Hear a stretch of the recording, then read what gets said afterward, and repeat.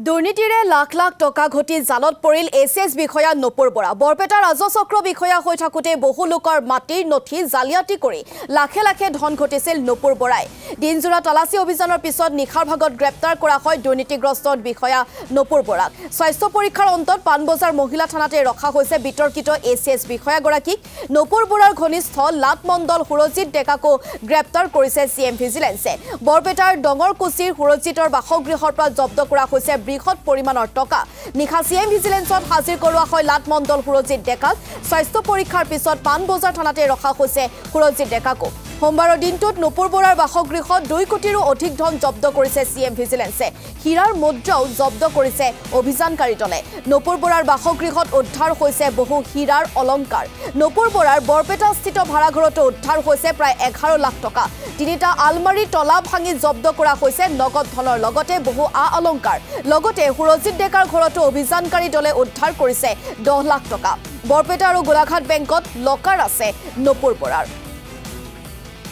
আৰু এগৰাকী এপিএছ বিষয়া নপুৰ বৰাক যেটো কালি নিখাৰ ভাগতেই গ্ৰেপ্তাৰ কৰা হৈছে কাৰণ ইতিমধ্যে যে দুৰ্নীতিৰ পাহাৰৰ গঢ়ি এক প্ৰকাৰ পৰ্বতসম সম্পত্তি গঢ়ি তুলিছিল এগৰাকী এছএছ বিষয়া তাকে দেখি কিন্তু বহু লোক এতিয়া এক প্ৰকাৰ আচৰিত হৈছে বা হতচকিত হৈছে এই মুহূৰ্তত পানবজাৰ থানাৰ পৰা আমাৰ সাংবাদিক ৰূপম দলৈৰ সৈতে পোনপটীয়াকৈ সংযোগ স্থাপন কৰিছো ৰূপম আপোনাৰ ওচৰলৈ আহিছো পানবজাৰ থানাতে যেটো ৰখা হৈছে দুইগৰাকীকে এগৰাকী নপুৰ বৰা আনগৰাকী হৈছে সুৰজিত ডেকা কিন্তু কথাটো হৈছে যে অতি কম সময়ত কাৰণ 2019 যদি কথা কও 2019ত কৰ্মৰত আছিল মাজতে দুটা বছৰ সম্পূৰ্ণৰূপে কোভিড কালৰ বাবে কাম স্তব্ধ হৈছিল গতিকে মাত্ৰ তিনিটা বছৰতে কিমান আসলতে টকাৰ সম্পত্তি গঢ়িছিল ইয়া আমি পুনৰবাই কোৱাৰ প্ৰয়োজন নাই সকলো আসলতে দেখি হতচকিত হৈছে গতিকে এই যে অভিযান বা এই যে তদন্ত প্ৰক্ৰিয়া কেনে ধৰণে আগবাইছে নিশ্চয় আজি আদালতত হাজিৰ কৰোৱাও হ'ব ৰূপম জুবি চাওক 100 গৰু খালে যেনেকৈ বাঘৰ মৰণ হয় ঠিক তেনেদৰে এইগৰাকী নপুৰ বৰাৰো মৰণ আৰম্ভ হৈছে কাৰণ আপুনি যদি চাই আপুনি ইতিমধ্যে এটা কথা উল্লেখ কৰিছে যে 2019 চনত তেওঁ চাকৰিত যোগদান কৰিছিল তাৰ পাছতে কৰোনা আহিল আৰু কৰোনাৰ পাছত তিনিটা বৰ্ষ তেওঁ পাইছিল তেওঁৰ কাৰ্যকাল আৰু সেই তিনিটা বৰ্ষতে পৰ্বতসম যি সম্পত্তি সেই সম্পত্তি গঢ়িছিল এইগৰাকী নপুৰ বৰাই ইতিমধ্যে টকাৰ হিচাপ দিয়া হৈছে 2 কোটিতকৈ অধিক টকা জব্দ কৰা হৈছে তেওঁৰ ঘৰৰ পৰা তাৰ সমান্তৰালভাৱে অন্যান্য যিসমূহ সম্পত্তি সেই সম্পত্তিৰ তালিকা মই প্ৰতিনিধি মই দৰ্শকসকলক দিম যে কালিৰ দিনটো যেতিয়া গ্ৰেপ্তাৰ কৰা হৈছিল গ্ৰেপ্তাৰৰ পূৰ্বে সিএম ভিজিলেন্সে যেতিয়া অভিযান চলাইছিল সেই অভিযান কালত 2 কোটিতকৈ অধিক টকা লাভ কৰিছিল তেওঁৰ ঘৰত তাৰ সমান্তৰালভাৱে যিগৰাকী অবৈধ প্ৰেমিক অৰ্থাৎ লাট মণ্ডল অতি ঘনিষ্ঠ আৰু সেই লাট মণ্ডল গৰাকীৰ সৈতে মিলিয়ে এই যে টকাসমূহ লুণ্ঠন কৰিছে সেই প্ৰমাণো সিএম ভিজিলেন্সৰ ওচৰত আহি পৰিছে আৰু এই যে এই টকা কালিৰ দিনটোত এনেকুৱা এটা পৰ্যায় হৈছিল যে যেতিয়া সিএম ভিজিলেন্সৰ দলে তেওঁৰ ঘৰত গৈ অভিযান চলাই আছিল সেই অভিযান কালত টকা গণি ভাগৰি পৰিছিল অৱশেষত ষ্টেট বেংকৰ এগৰাকী বিষয়াক লৈ আহি সেই ষ্টেট বেংকৰ বিষয়াগৰাকীৰ সৈতে অন্যান্য তেওঁলোকৰ এটা দল আহিছিল আৰু সেই দলটোৰ সহযোগত টকা গণিবলৈ মেচিন আনি টকা গণিবলগীয়া হৈছিল সেই ধৰণৰ পৰিৱেশৰ সৃষ্টি হৈছিল আৰু তাৰ পাছত 2 কোটিতকৈ অধিক টকা নপুৰ বৰাৰ এই যি গোটানগৰৰ বাসগৃহ সেই গোটানগৰৰ বাসগৃহত জব্দ কৰিবলৈ সক্ষম হৈছে তাৰ সমান্তৰালভাৱে বৰপেটাৰ যিটো ভাড়াঘৰ আছিল বৰপেটাৰ ভাড়াঘৰতো অভিযান চলিছিল আৰু সুৰজিত ডেকাৰ ঘৰত যিগৰাকী লাটমণ্ডল সেই লাটমণ্ডলৰ ঘৰত 10 লাখতকৈ অধিক টকা জব্দ হৈছে আটাইতকৈ আচৰিত কথাটো হ'ল টকাটো বাৰু বাদেই দিলোঁ টকা 2 কোটিতকৈ অধিক টকা পাইছে তাকে সেয়া বাদেই দিলোঁ তাৰ উপৰিও হীৰাৰ মুদ্ৰা ইমানেই আছিল যে 5-6 কোটি টকাৰ হীৰাৰ মুদ্ৰা সিএম ভিজিলেন্সে জব্দ কৰিবলৈ সক্ষম হৈছে তাৰ সমান্তৰালভাৱে সোণৰ অলংকাৰ বহু কোটি টকাৰ সোণৰ অলংকাৰ আছে তাৰ শেহতীয়াভাৱে এটা কথা পোহৰলৈ আহিছে যে এইগৰাকী নপুৰ বৰাৰ 3টা স্থানত মাটি আছে এটা স্থান হৈছে আজাৰা আপোনালোকে সকলোৱে জানে প্ৰতিনিধি দৰ্শকসকলে সকলোৱে জানে যে আজাৰাত মাটিৰ ভ্যালু কিমান মূল্য কিমান আজাৰাত মাটি আছে তাৰ সমান্তৰালভাৱে পাঞ্জাবাৰীত মাটি আছে লখৰাত মাটি আছে গুৱাহাটী মহানগৰীৰ 2টা স্থানত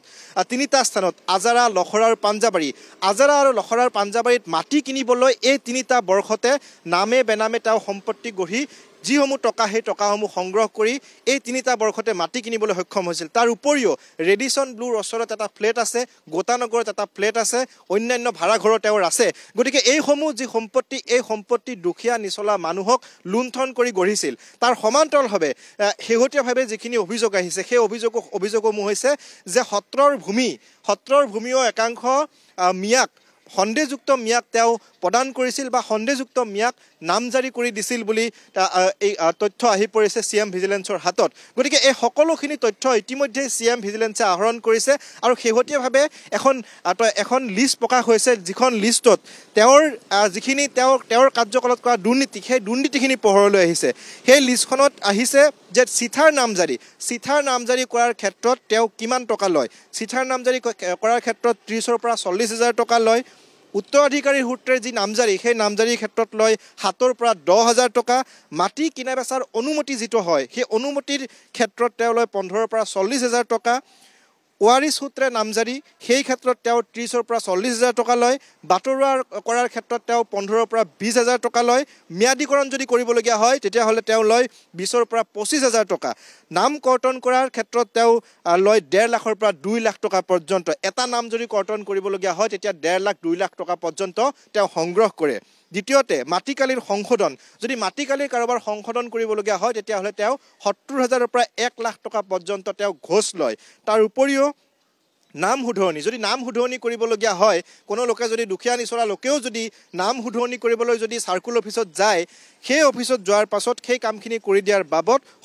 তেওঁ 20ৰ পৰা 30,000 টকা তেওঁ ঘোষ লয় তাৰ উপৰিও হোল্ডিং নাম্বাৰ নাইবা ট্ৰেছ মেপ যদি কোনোবাই বনাবলগীয়া হয় তেতিয়াহ'লে লয় 15ৰ পৰা 2,000 টকা ট্ৰেছ মেপ সাধাৰণ ট্ৰেছ মেপ এখন যদি বনাই দিবলগীয়া হয় তেতিয়া 2,000 টকা পৰ্যন্ত লয় এইসমূহ আচলতে তেওঁৰ খোজ খোৱাৰ এটা উদাহৰণ এইসমূহ খোজ খোৱা পইচাৰে তেওঁ নামে বেনামে গুৱাহাটীত মহানগৰীত সম্পত্তি গঢ়িছে তাৰ উপৰিও বিলাসী জীৱন কটাইছে এই যিগৰাকী সুৰজিৎ ডেকা সেই সুৰজিৎ ডেকাকো ইতিমধ্যে গ্ৰেপ্তাৰ কৰা হৈছে পাণবজাৰ আৰক্ষী থানাত তেওঁক ৰখা হৈছে এই সুৰজিৎ ডেকাৰ সৈতে মিলি বৰপেটাত যেতিয়া তেওঁ চক্ৰ বিষয়া হিচাপে কৰ্মৰত আছিল তাতে আৰম্ভ কৰিছিল তেওঁৰ এই ঘোষখোৰ প্ৰক্ৰিয়াটো কাৰণ বৰপেটা আপোনালোকে সকলোৱে জানে প্ৰতিনিধি দৰ্শকসকলে জানে যে বৰপেটা হৈছে এটা বিতৰ্কিত অঞ্চল বিশেষকৈ সত্ৰৰ ভূমি তাত বেদখল হৈ আছে চৰকাৰে বাৰে বাৰে সত্ৰৰ ভূমি উচ্ছেদ কৰিবলৈ চেষ্টা কৰিছে কিন্তু এইগৰাকী নুপুৰ বৰাই মুখ্যমন্ত্ৰী ডাঙৰীয়াই যিসমূহ আহ্বান জনাইছিল সেই আহ্বানৰ বিপৰীতে গৈ এইগৰাকী নুপুৰ বৰাই বাৰে বাৰে টকা ঘোষ খাই সত্ৰৰ ভূমি একাংশ লোকক নামজাৰি কৰি দিছিল আৰু নামজাৰি কৰি দিয়াৰ যেহেতু আপুনি উল্লেখ কৰিছে বা এই কথা প্ৰতিদিন টাইমত দৰ্শকে গম পাইছে যে বৰপেটাত থাকোতে আচলতে সৰ্বাধিক দুৰ্নীতি কৰিছিল এগৰাকী APS বিষয়াই তাৰ পিছতো কিন্তু সেই কথা সেই সময়ত সংবাদ মাধ্যমতো সম্প্ৰচাৰ হৈছিল বা দৃষ্টিগোচৰ হৈছিল চৰকাৰ বা প্ৰশাসনক কিন্তু তাৰ পিছতো বৰপেটাৰ পৰা গৰৈমাৰীটো কিন্তু তেখেতক বদলি কৰা হৈছিল আৰু বহু সময়ত আচলতে অভিযোগ আহে যে গুৱাহাটীৰ আশে-পাশে যিসমূহ ৰাজচক্ৰ বিষয়া কাৰ্যালয় আছে যথেষ্ট দুৰ্নীতি হয় তাৰ পিছত বৰপেটাৰ ইতিমধ্যে অভিযোগ আছে বৰপেটাৰ পৰা গৰৈমাৰীলৈ তেখেতক ট্ৰান্সফাৰ কৰা হ'ল বদলি কৰা হ'ল এই বিষয়টোক লৈ কিন্তু যথেষ্ট প্ৰশ্ন উত্থাপিত হৈছে যে কাৰ আশীৰ্বাদত বৰপেটাত দুৰ্নীতি কৰা এগৰাকী ACS বিষয়াক পুনৰ গৰৈমাৰীত দিয়া হৈছে ৰূপম জুবি চাওক এই বৰপেটাৰ পৰা যেতিয়া গৰৈমাৰীত দিয়া হৈছিল সেয়া আছিলে তেওঁৰ শাস্তিমূলক বদলি কাৰণ আপুনি যদি চাই যে বৰপেটাত যিটো সময়ত তেওঁ কৰ্মৰত আছিল সেই সময়ছোৱাত বিভিন্ন অভিযোগ আছিল বাতৰি সম্প্ৰচাৰ হৈছিল আৰু তাৰ পাছত তাৰ পৰা শাস্তিমূলকভাৱে বদলি কৰা হৈছিল গৰৈমাৰীলৈ অৰ্থাৎ গৰৈমাৰীতো গৈ তেওঁ একেখন নাটক আৰম্ভ কৰিছিল তাতেও গৈ এক প্ৰকাৰ টকাৰ লুণ্ঠন আৰম্ভ কৰিছিল গৰৈমাৰী চক্ৰ বিষয়াৰ কাৰ্যালয়ৰ বহুকেইগৰাকী বিষয়াক লগত লৈ বহুকেইগৰাকী লাটমণ্ডলক লগত লৈ বহুকেইটা দালালক লগত লৈ তাতো তেওঁ আৰম্ভ কৰিছিল এই ঘোষখোৰ প্ৰক্ৰিয়াটো আৰু তাৰ পাছত গৰৈমাৰীৰ যিসকল লোক স্থানীয় দল সংগঠন তেওঁলোকে অভিযোগ উত্থাপন কৰিছিল বিভিন্ন সময়ত তেওঁলোকে সংবাদ মাধ্যমক মাতি সংবাদ মাধ্যমৰ সন্মুখত অভিযোগসমূহ উত্থাপন কৰিছিল আৰু উত্থাপন কৰাৰ পাছত সকলো কথা পোহৰলৈ আহিছিল আৰু CM ভিজিলেন্সে গোপনে প্ৰায় এসপ্তাহ পূৰ্বৰ পৰাই এই যি অনুসন্ধান তেওঁলোকে অব্যাহত ৰাখিছিল আৰু এই অনুসন্ধান অব্যাহত ৰখাৰ পাছত যেতিয়া তথ্যখিনি তেওঁলোকে পালে সেই তথ্যখিনি পোৱাৰ পাছত তেওঁলোকে সকলোখিনি তথ্য যুগুতাই লৈ গ্ৰেপ্তাৰ কৰিবলৈ কালি দিনটোত সক্ষম হৈছে আৰু অভিযান চলাই যিখিনি সম্পত্তি তেওঁৰ পৰা জব্দ কৰা হৈছে আটাইতকৈ আশ্চৰ্যজনক ঘটনা যে 3টা বৰ্ষত তেওঁ ইমানখিনি সম্পত্তি গঢ়িছে তাৰ উপৰি এটা কথা ক'ব লাগিব যে এইগৰাকী নুপুৰ বৰা কিন্তু পূৰ্বৰ যদি আমি চাওঁ যে পূৰ্বৰ যিগৰাকী স্বামী সেই স্বামীৰ সৈতে তেওঁ বিবাহপাশত আবদ্ধ হৈছিল প্ৰায় 6-7 বছৰীয়া প্ৰেমৰ সম্পৰ্ক আছিল আৰু প্ৰেমৰ সম্পৰ্কৰ পাছত বিবাহপাশত আবদ্ধ হৈছিল আৰু বিবাহপাশত আবদ্ধ হোৱাৰ পাছত এইগৰাকী যি সুৰজিৎ ডেকা এই লাটমণ্ডল এই সুৰজিৎ ডেকাক বৰপেটাত লগ পালে আৰু লগ পোৱাৰ পাছত তেওঁৰ সৈতে অবৈধ প্ৰেমৰ সম্পৰ্ক হ'ল অবৈধ প্ৰেমৰ সম্পৰ্ক হোৱাৰ পাছত যেতিয়া তেওঁৰ স্বামী পূৰ্বৰ যিগৰাকী স্বামী সেই স্বামীয়ে সকলো কথা গম পালে সকলো কথা গম পোৱাৰ পাছত তেওঁলোকৰ মাজত মতানৈক্য আহিল আৰক্ষী থানাত এজাহাৰ দাখিল কৰিলে আৰু তেওঁলোকৰ যি গোচৰ প্ৰক্ৰিয়া সেই গোচৰ প্ৰক্ৰিয়া এতিয়াও চলি আছে গতিকে সেই সময়ছোৱাতে এইগৰাকী যিগৰাকী সুৰজিৎ ডেকাৰ সৈতে প্ৰেমৰ সম্পৰ্ক গঢ়ি এই যি লুণ্ঠনৰাজ এই লুণ্ঠনৰাজ তেওঁ আৰম্ভ কৰিছিল আৰু বৰ্তমান চলাই আছে তাৰ সমান্তৰালভাৱে এটা কথা ক'ব লাগিব যে নুপুৰ বৰাৰ কিন্তু পূৰ্বৰ জীৱনটো ভাল আছিলে কাৰণ পূৰ্বতে যদি চাওঁ অতি মেধাৱী ছাত্ৰ কটন বিশ্ববিদ্যালয়ৰ পৰা স্নাতক পৰ্যায়ত পাছ কৰি তেওঁ ওলাইছিল আৰু সেই সময়ত অতি মেধাৱী ছাত্ৰ আছিল কটন বিশ্ববিদ্যালয়ৰ ইংৰাজী বিভাগৰ তেওঁ ছাত্ৰ আছিল আৰু ইংৰাজী বিভাগত ছাত্ৰ হোৱাৰ পাছত যেতিয়া মাষ্টাৰ ডিগ্ৰী কৰি ওলোৱাৰ পাছত এগৰাকী শিক্ষক হিচাপে ডায়েট কলেজত তেওঁ শিক্ষকতা আৰম্ভ কৰিছিল আৰু শিক্ষকতা আৰম্ভ কৰাৰ পাছত 2019 ৰূপম এই মুহূৰ্তত আপোনাক ধন্যবাদ জনাইছো আমি পৰৱৰ্তীবাৰ পুনৰ আপোনাৰ ওচৰলৈ যাম আৰু এইগৰাকী এছিএছ বিষয়া নপুৰ বৰা যিহেতু এক প্ৰকাৰ চাৰিওফালে দুৰ্নীতিয়ে নিমজ্জিত হৈ আছিল আৰু লাটমণ্ডলৰ লগত মিলি এক অবৈধভাৱে যি টকা গঢ়ি টকাৰ এক সম্পত্তি গঢ়িছিল সমান্তৰালকৈ উল্লেখ কৰিব বিচাৰিছোঁ যে বৰপেটাত যিটো সময় তেখেত কৰ্মৰত হৈ আছিল বৰপেটাতে সৰ্বাধিক দুৰ্নীতি কৰিছিল আৰু যিকোনো অবৈধ কাম আচলতে টকাৰ টোপোলা দিলে বৈধ কৰি দিয়াৰ এক প্ৰকাৰ ক্ষমতা লৈছিল বা সেই কাম কৰিছিল নপুৰ বৰাই আৰু আজিৰ দিনটোত এইগৰাকী নপুৰ বৰা কিন্তু CM ভিজিলেন্সৰ জালত আছে আৰু ইতিমধ্যে উল্লেখ কৰিছোঁ গোটানগৰৰ যি ঘৰ তাত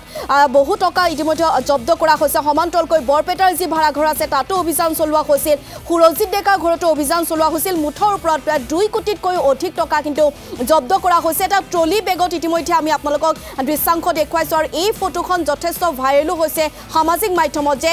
বেগত সাধাৰণতে কাপোৰ কানি থোৱা হয় কিন্তু এইগৰাকী নপুৰ বৰাই এটা ট্ৰলি বেগত এনেদৰে টকাৰ বান্ডিল ৰাখিছিল 500 টকীয়া 100 টকীয়া 200 টকীয়া টকাৰ বান্ডিল ৰাখিছিল আৰু মুঠৰ ওপৰত মাত্ৰ 3টা বছৰৰ কাৰ্যকালতে বহুত টকা লুটি পুটি খাইছিল এগৰাকী নপুৰ বৰাই ইফালে ৰাজচক্ৰ বিষয়ে নপুৰ বৰা সন্দৰ্ভত প্ৰতিক্ৰিয়া ব্যক্ত কৰিছে মুখ্যমন্ত্ৰী ডক্টৰ হিমন্ত বিশ্ব শৰ্মাই 1 কোটিৰো অধিক টকা উদ্ধাৰ কৰিবলৈ সক্ষম হৈছে অভিযানকাৰী দলটোৱে বৰপেটাত কৰ্মৰত হৈ থাকোতে হিন্দু লোকৰ মাটি সন্দেহজনক লোকক দিছিল নপুৰ বৰাই যোৱা 6 মাহ ধৰি নপুৰ বৰাৰ গতিবিধি লক্ষ্য কৰি থকা হৈছে যাৰ বাবে আজি নপুৰ বৰাৰ বিৰুদ্ধে গ্ৰহণ কৰা হয় কঠোৰ ব্যৱস্থা